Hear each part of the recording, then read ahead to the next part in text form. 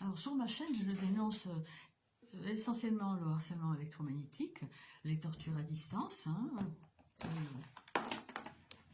qui se pratiquent depuis des décennies, en impunité la plus totale.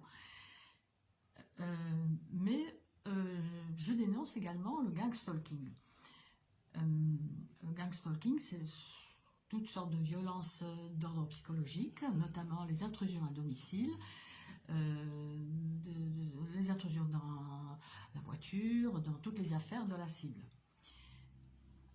Alors la première réaction, bien sûr, quand j'ai compris que les gens rentraient chez moi, hein, il y a 10 ans donc, c'était de changer de serrure.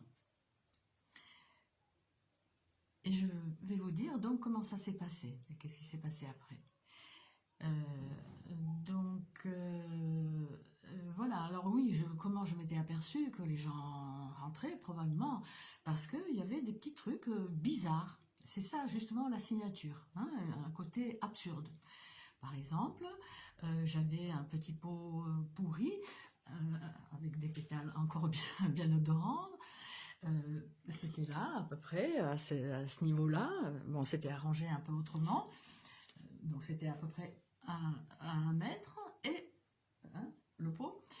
Et puis un jour, je rentre et les pétales, je les trouve par terre. Sauf que, pas éparpillés, comme si, je ne sais pas, si ça avait été mes chats ou quelqu'un d'autre. Ça devait être éparpillé. Eh bien non, c'était bien un petit tas, bien rangé, bien ordonné. Je regarde ça, c'est quoi ça, hein, voilà. Après, il y avait, je ne sais pas, une empreinte au sol à cet endroit-là, ovale. Mais j'avais pas de seau ovale, j'avais pas de pot ovale, voilà. Donc, il y a toujours un petit côté absurde. Et le côté absurde est signalé justement par un agent, un ex-agent de la Stasi, dans un documentaire formidable, enfin formidable, qui parlera surtout à nous autres cibles. Stasi, un État contre son peuple. Il faut savoir que nous autres cibles, qui sommes sur des listes blacklistées, il y a le renseignement derrière. Hein, c'est pas un petit voisin ou qui va se mettre à nous harceler. Ça se pourrait, mais là c'est un harcèlement en bande organisée avec les moyens dont seul un État dispose, hein, notamment pour le harcèlement électromagnétique. Donc voilà, donc je disais que donc il y a eu des trucs comme ça, un peu bizarres, donc dans l'appartement. Il y avait comme des coulures sur mes vitres que je tenais encore à l'époque. Bon, j'ai repris là, maintenant au bout de 11 ans, à nouveau mon appartement est fleuri et plus ou moins propre, hein. Voilà. Donc à l'époque, je me disais mais c'est pas possible, hein, il y a ça. Par exemple, ma voiture, un jour j'ai trouvé comme du sang sur ma voiture. Il y avait un voisin qui passait dans le hall, venez voir, venez voir. Oui, vous en avez sur le toit aussi. Oh là là, bon. Il y a eu ça. Il y a eu des trucs à l'endroit où j'allais danser. Mon sac à chaussures en tissu, les anses ont été collées avec du chewing-gum. Ah, c'est inquiétant, enfin, c'est quoi ça?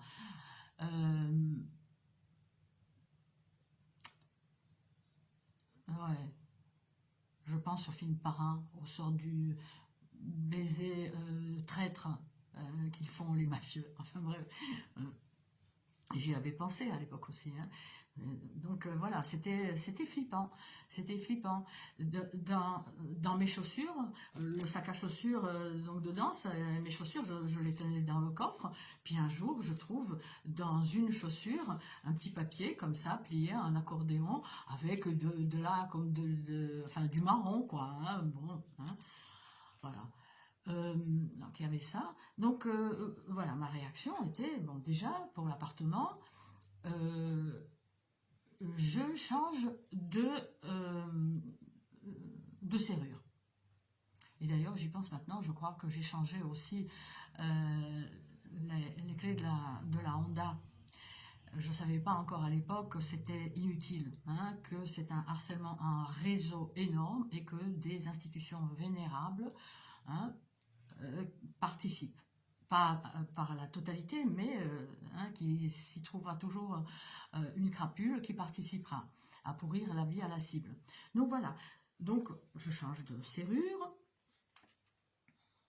voilà, voilà, donc il y a une belle serrure Kaba, 500 €. Je la fais installer par un voisin de confiance, hein, le voisin de confiance. Il y a des gens de confiance. Heureusement, j'en ai autour de moi. Donc je ne suis pas parano, hein, sinon je les soupçonnerais tous. Je vais pour chercher la serrure. Et donc le gars me tend le serrure dans la maison de machin. Chez le serrurier, me tend la serrure et les clés dans un petit sachet en plastique, mais coupé, enfin ouvert. Et puis il a un petit rictus, genre voilà, voilà votre serrure, madame. Je ne savais pas encore que tout ce qui était possible. Enfin bref. Donc je prends les clés, bon ok, d'accord. Enfin bref, donc je fais installer la serrure. Et le soir, donc dans la matinée, le soir je rentre, toute contente. Il m'a passé les clés, j'ouvre, hein, je vais dans la salle de bain pour me laver les mains, et puis je vois que la petite savonnette, il y a un coin coupé. Je dis, c'est quoi ça, hein? Je regarde, le bout est dans la salle, dans la baignoire. Bon, ok. Je rentre ici, dans le séjour. Une chaleur, alors que mes radiateurs étaient fermés. Mes radiateurs sont fermés, notamment celui-ci où j'ai des plantes, des fleurs, enfin bref. Ok, je regarde le radiateur, je vérifie, il était fermé, mais bouillant. Bon, qu'est-ce qui a pu se passer? Je sais pas. Mon regard tombe sur mon ordinateur, ici, sur mon bureau, il était ouvert, l'ordinateur, je ne le fermais pas à l'époque. Ça ne sert à rien, de toute façon, de fermer, de le sécuriser. On ne sécurise rien du tout. Et donc, mon laptop ouvert, qu'est-ce que je vois sur le clavier? Je vois ceci. Je vois ceci. Et vous savez ce que c'est? Je vais vous dire ce que c'est. Ça, c'est l'embout de ceci.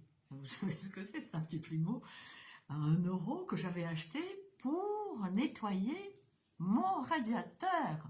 Les éléments donc du radiateur.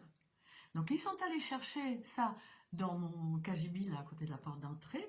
Ils ont pris le petit embout et ils l'ont posé sur le clavier de l'ordinateur. Voilà, on est rentré. Tu viens de l'investir 500 €, on est là. Ok.